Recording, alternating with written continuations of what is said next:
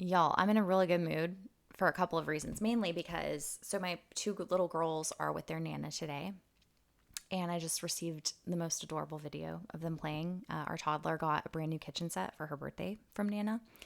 And she was playing with it and offering food to her. And she said verbatim, and I quote, "How about some beans?" It just made me really happy. Also, I'm happy because The Recovering Liberal, a title which I kind of regret now, honestly, because it seems so like inaccessible if you hold kind of liberal views and ideologies. But it's available in Apple Podcasts now and all podcast platforms. So I, Tamara Young, figured out the internet finally. And it's like, why is it not showing up? Well, it turns out you have to submit your podcast in order to be indexed in a podcast platform. Go figure, right? Okay, so now that I'm in a really good mood, let's talk about, can we like impeach Nancy Pelosi already?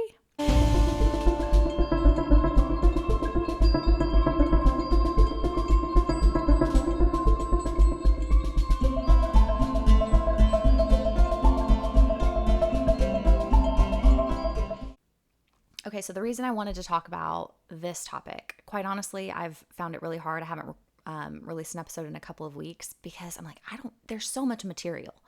And I'm telling you, once there's a little bit of a seam that splits open as far as your ability to take in truth, no matter which way it falls, I'm telling you, the whole thing like splits wide open pretty quickly.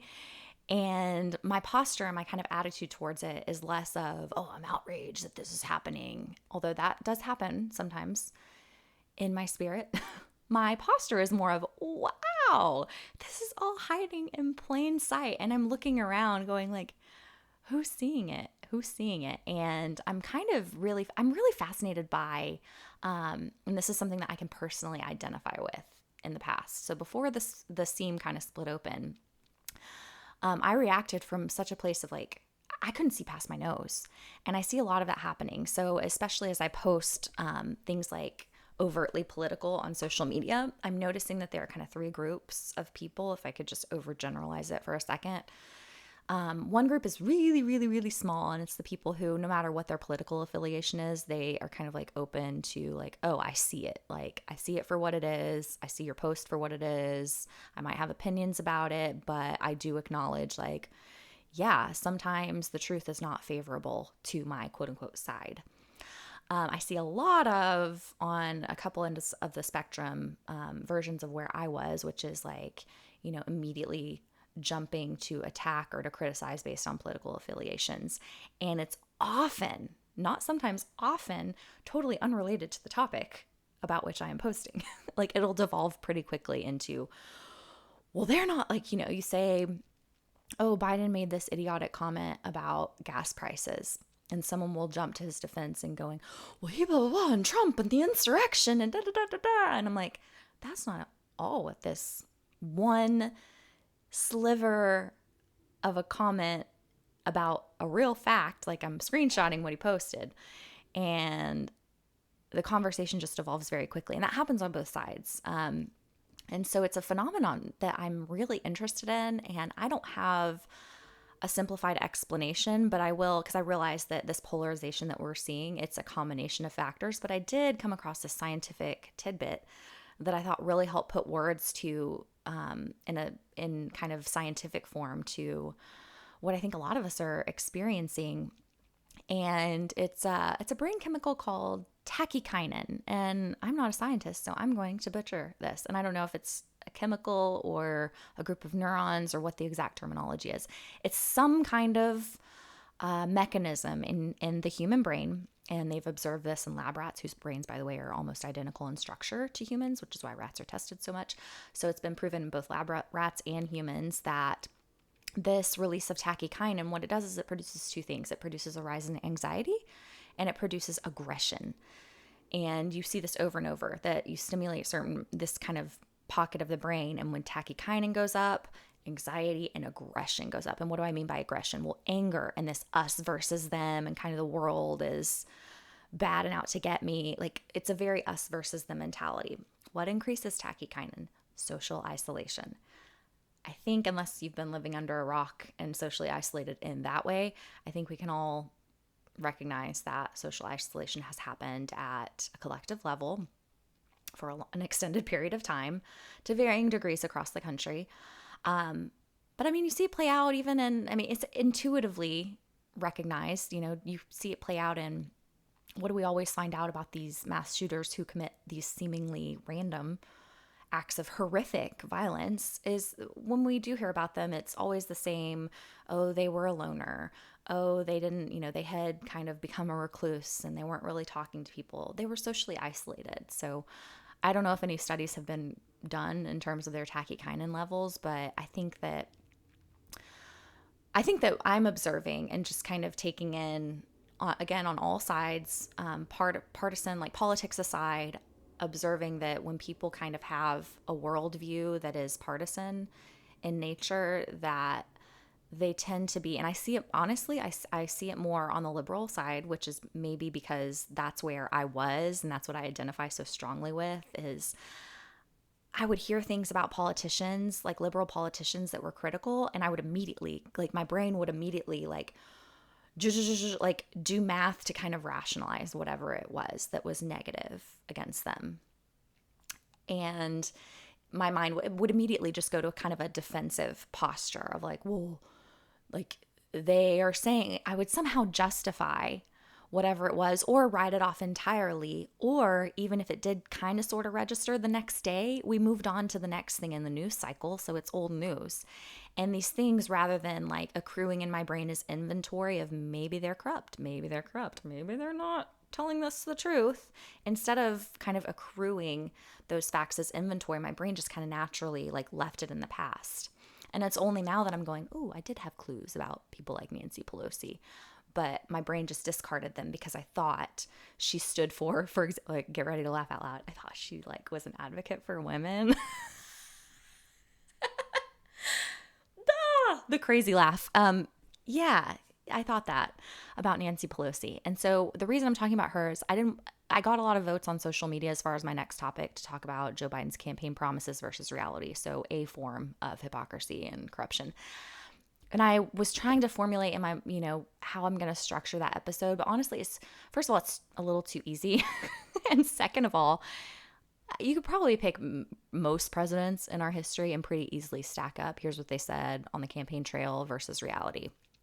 And like illustrate pretty clearly the flip-flop nature, the corrupt nature, the lying nature of politics. But honestly, the reason I didn't want to do a Joe Biden episode is because I'm in kind of the season where I almost feel bad for the guy. Like, he's so not there. And the more we see of his presidency, like, the more I'm like, it feels like elder abuse, honestly, because yes, he has a corrupt past. And yes, I could kind of like lay that out and illustrate it. And I believe, he is our president. He should be held accountable. However, his mind is just so not there that it's hard to criticize when I'm like, I don't know that the guy even knows what he's saying half the time or even knows what's going on. So it doesn't feel totally fair to criticize him when his mental state just isn't all there. It's still probably fair, and tomorrow I may be in a different mood and decide to do that episode. But I figured Nancy Pelosi would be a really good example. And to be clear, corruption happens on all sides. It's not exclusive to a party. But I wanted to talk about this through the lens of Nancy Pelosi's resume that I'm going to kind of hit on here in a minute. Because I think that we can all, regardless of our political affiliations or inclinations, I think we can all kind of agree that the political ecosystem lends itself to corruption. And depending on the individual politician and their own personal ethics, how entrenched they've been in politics for their life, and so how many things that they've like rationalized to kind of change their reality and their own perception of what's ethical and what's not, what's legal, what's not, what's okay, what's not. Depending on the person, it's pretty like a level playing field. Like if you want to, you can choose to be corrupt. You can become slowly over time corrupt. You can make really shady decisions regardless of what kind of politician you are. But I picked Nancy Pelosi because of a personal little tidbit I'm going to tell you about my perception of her versus when that kind of started to erode. And also because she's been a politician since like the 1700s, so her resume is pretty vast.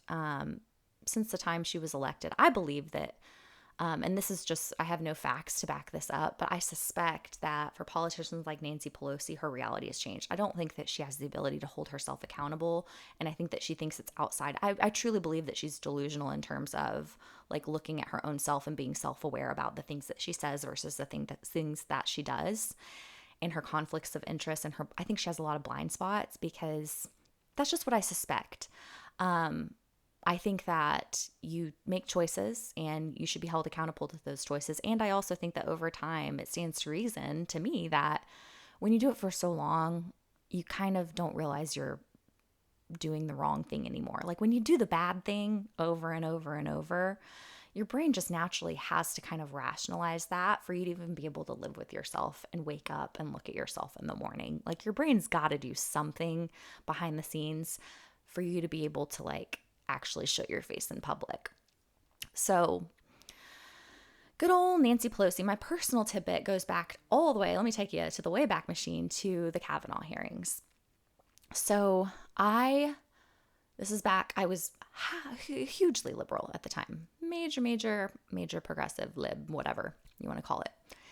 And I was like looking at, I took off work. I watched all of the hearings end to end. I watched the 24/7 news cycle. I was very invested in that story. I have a personal, I hate to call it an affinity. I have a passion for trauma, particularly the trauma that women tend to experience. I still have that passion. And I'm going to tell you the thing that felt icky about Nancy Pelosi during that time frame. Because I was praising her. I was like, wow, she's bringing this to light. She's like encouraging Christine Blasey Ford. Like, regardless of what you think about, the believability of the parties involved, regardless of what you think about that, I felt like what was really smarmy is Christine Blasey Ford made it clear from the get-go she wanted to remain anonymous. And if you know anything about trauma, and if you care at all about victims of trauma, you understand how critical it is that they have the choice, like that they have agency over to what extent they want to be public, what they want to say about it. There's a whole department of victims advocacy that happens, in police departments, and there are nonprofits that specifically coach women. And I'm going to tell you, they coach them, not encouraging them like, you got to come forward, you got to come forward. They coach them to let them understand, here are the things, if you want to make this decision, here are the things to consider. If you want to make this decision, here are the things you can consider. There are decisions. None of them are wrong. None of them are bad. If you want to sue or press charges, that's not wrong. That's what you should do. If you don't, because of you're worried about X, Y, and Z, and you don't feel that you can handle that right now, that's not bad. That's okay too. They have options. And Christine Blasey Ford's options were taken away. And when I kind of caught that, I was like, ooh, I remember feeling for a second, like, I almost feel bad for even watching this, because she made it clear from the beginning that she wrote an anonymous letter requesting in her letter that she be anonymous. She wanted there to be an investigation. But rather than due process happening and the assertion of, innocent until proven guilty, this was not so much a hearing as a public relations move. In my mind, what was clear at that point was it is more important to Democrats such as Nancy Pelosi that the reputation and the perception of Kavanaugh is permanently tarnished than it is that Christine Blasey Ford is supported and heard. That was very clear. If anybody who knows a thing about trauma knows that if Christine Blasey Ford, somebody who was clearly hurting and clearly, like, to me, she was very believable. She was sincere. Her wishes should have been respected from the get-go, but instead she was outed. We don't know how that letter was leaked. I think we still don't know. There wasn't a real investigation into it at all. But once she was kind of outed, she was kind of backed into a corner essentially and had to consider, well, now that it's out, like, do I testify? Do I not? And so she was kind of forced, strong-armed into making decisions that she initially said very clearly that she didn't want to be put in that position. But here we are, and I'm watching this go down. And then I see, meanwhile, and it wasn't even positioned in the way that I saw it as like, oh, Nancy Pelosi's a hypocrite because she says this about Christine Blasey Ford, but she's saying this about allegations against Democratic politicians. But if you remember, as Nancy Pelosi is hashtagging Me Too and Believe Women and praising Christine Blasey Ford for coming forward, she is silent on Joe Biden's accuser, Tara Reade. Silent, refuses to comment, and in fact endorses Joe Biden. She later comes out and does finally comment and say, his denial is good enough for me. So we hashtag believe women when it's politically expedient, but we don't when it's not. That is the message that I got from that. And that made me kind of go, oh, she doesn't care about women. She cares about politics and pushing her agenda forward and lifting herself up and making herself successful. And then this was reiterated, by the way, during, and this is before I was thinking through at all of the partisan lens that I have currently. I have a somewhat partisan lens now in the other direction. But before that, I also took note of, as my kind of views were shifting and I was opening my eyes, I took note of her reaction to the Cuomo allegations as well, that, it was pretty impossible in that case for his denial to be good enough for her. She would have been kind of, that would have been a little too obvious, but she was really quiet on it and really a little bit more like cagey about it, you could say. And what she did is she called for, like, we have the Kavanaugh example over here where due process and all that was set aside for the case of just making it public and creating this like public relations campaign against Kavanaugh. Again, whether you agree with that or not, that was what happened over here. And meanwhile, Cuomo, and kind of this more like unequivocal evidence and a little bit like, ooh, of a situation. And Nancy Pelosi calls for due process and respect for all parties. Quite a different tone. So to be clear, my distaste for Nancy Pelosi began before my conversion, if you will, from liberal to more of a conservative in many respects, not all. I don't even know what to call myself at this point, but awake. I guess I'll call myself from liberal to awake and a little bit, I won't say less biased. I'm pretty biased in a lot of ways.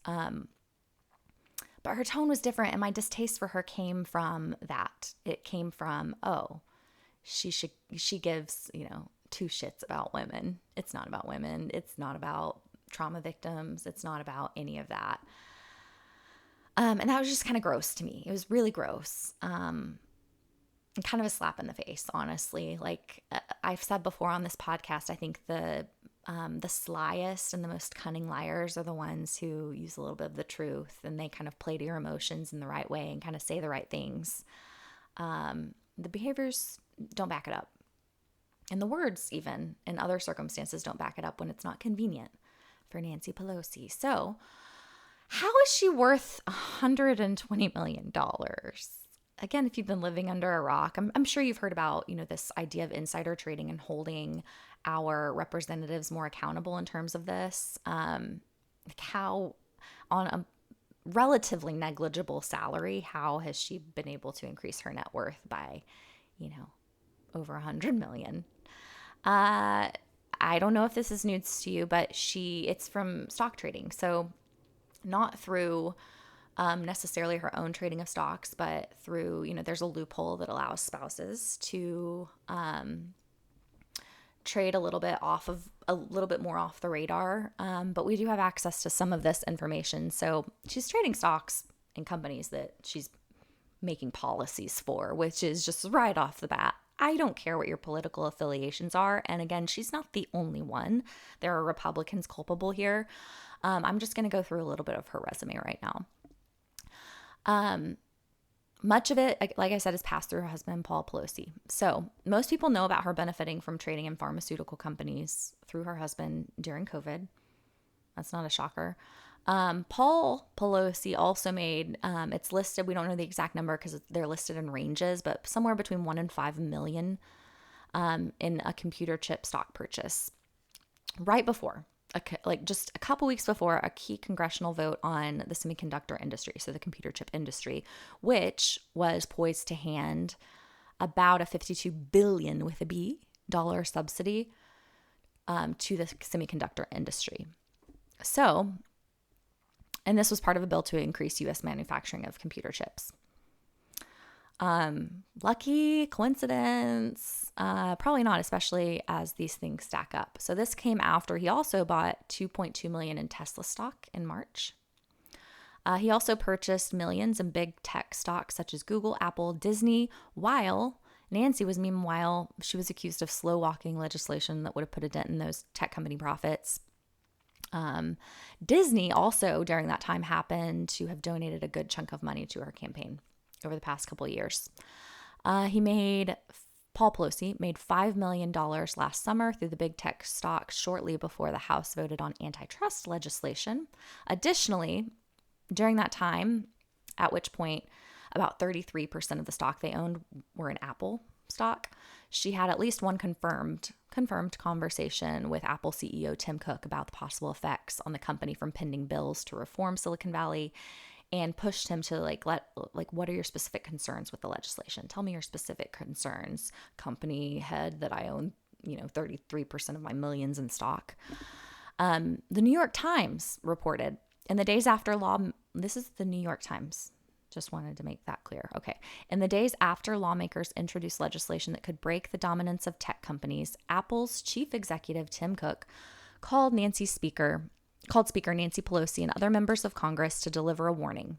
When Mr. Cook asked for a delay in the Judiciary Committee's process of considering the bills, Ms. Pelosi pushed him to identify specific policy objections to the measures.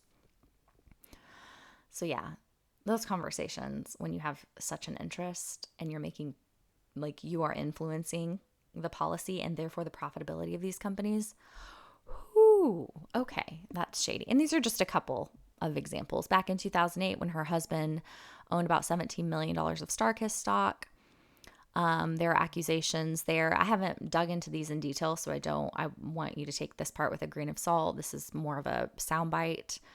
But she was accused, long story short, of shenanigans there as far as influencing minimum wage, the raise in minimum wage and the impact on Starkist. Trying to make them exempt from it so that they could remain more profitable, aka that they could make more money through their because they were stockholders.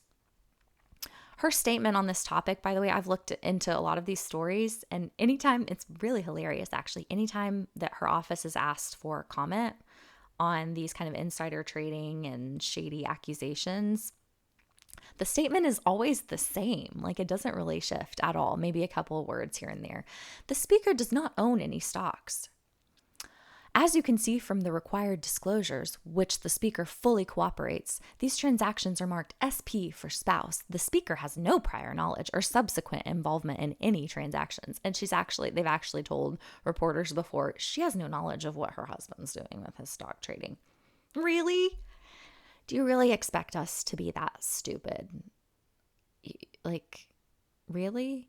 You have no knowledge of what your husband's investing in. That is a lucky, lucky family. Lucky. They're making a lot of just really lucky, timely decisions with their stock trading. In 2015, more on Nancy Pelosi, she preached against taking money from special interest groups. Meanwhile, while she's simultaneously taking 1.5 million that particular year from special interest group lobbyists during the first half of that year. It's just so hypocritical, and it's so transparent. I don't honestly know how. I think I'm talking about this topic because I'm like, do you hear what I'm saying? And does any of this resonate as shady to you at best? So who's donating to her? I did notice, I need to look into this. Her annual campaign donations were well below the $6 million mark. From 1990 until 2018, you can see her annual donations just kind of maybe creep up a little bit, but they always stay under $6 million until magically in 2022, she raised over $28 million. $28 million. And again, in 2022, she's already to date raised over $18 million. Well, I want to know why so many more people donated to Nancy Pelosi. And that's a combination of individual donations, a lot of special interest groups, tech companies, and so on and so forth. Other fun facts and lies. I just thought this was hilarious. She refuses to debate her challengers. Ever since she was elected in 1987, she won't debate a challenger. She won't do it. Why, Nancy? Come on. I bet you're a great debater. She promised in 2021 during a fundraising push to match all donations. She said, sent out these emails like match, pulled on emotions and said, I will match all of your donations. She didn't match a dime. Record show. One time, and I remember this and I looked it up, she said that Adam Schiff, someone who himself, do you remember the whole Zelensky-Trump transcript of that phone call? Well, Schiff said himself, like, that was a parody. My interpretation of it when I testified was a parody of that conversation. And Nancy Pelosi, even after Schiff said that, she insisted in interviews that, no, Schiff used the president's words. He didn't make it up. She consistently, because she knows that most of us will just kind of glaze over it and we'll hear that one thing because we don't have time. We don't have time to like get the full picture from 100 different news sources and Google and dig into like what was actually said. We hear Nancy Pelosi on an ABC interview to George Stephanopoulos saying, no, he was using the president's words. That was fact. He did not make that up. And we hear that and we move on because then the next day there's the next thing. And as a liberal-minded person, I remember hearing that and being like, okay, well, she says like, if they say it, it must be true. If they say it just as a little hint, it's probably not true. She consistently fudges up. This is what I'm passionate about, and I will not go down this rabbit hole today, but she consistently lies about gun death statistics to completely exaggerate numbers to talk about how many children and teenagers. To be clear, 0 would be the preferred number. That would be the only acceptable number in my mind. But she exaggerates that number consistently. Even when she's been called out on it and asked, and her office is asked about it, they don't respond. On the topic of Hunter Biden, okay, now I'm sounding like a fringe conspiracy theorist. How dare I bring up the president's offspring? That didn't happen during the last administration. Oh wait, how many times were they investigated? I forget. But on the topic of Hunter Biden, which by the way, we actually have video and tangible proof, text messages, him on video, weighing his dope, and soliciting and dealing, and it's like he's a mess. He's a corrupt mess. We have like crazy text messages that he sent, and actual proof that he's a shady person and evidence of this. But on that topic, she refuses to answer questions, or she gaslights when she is asked questions. She gaslights those who ask those questions really quickly by telling them that's not a real story, basically like implying, how dare you ask about that when we have bigger things going on. And she also, in a more tangible way, she struck down a subpoena that would have put Hunter Biden on the congressional witness stand. She has done that. So yeah, there's a hugely corrupt story that potentially implicates our president, by the way, but where any reporter who asks about that is just quickly gaslighted by our friend Nancy Pelosi. How dare they? That's not what I'm talking about. I'm here to answer questions about COVID. Stop asking, you're just trying to stir the pot and distract from the real issue of COVID. But yeah, and this is all from a woman who, by the way, claims when it comes to Trump that no one is above the law.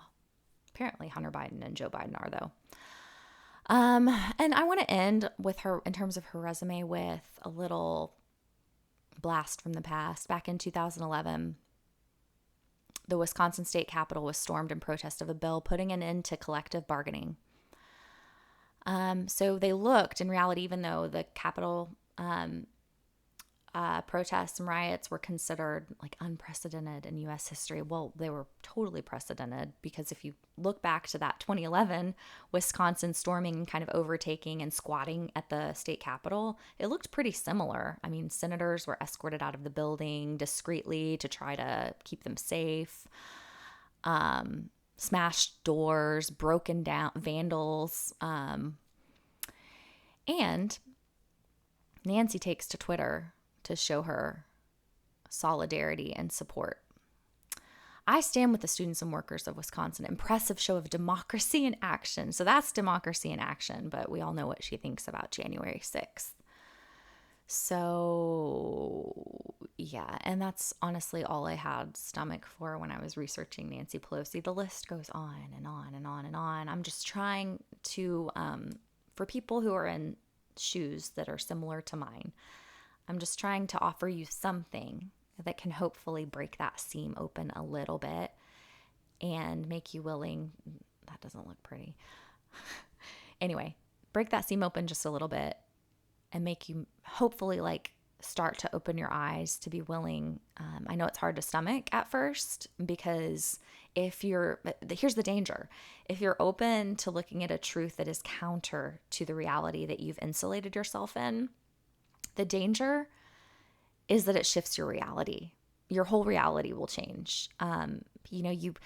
You let one little thing in and you can't unknow it. You can't unknow it. And when you know a little bit more of the truth, your reality shifts.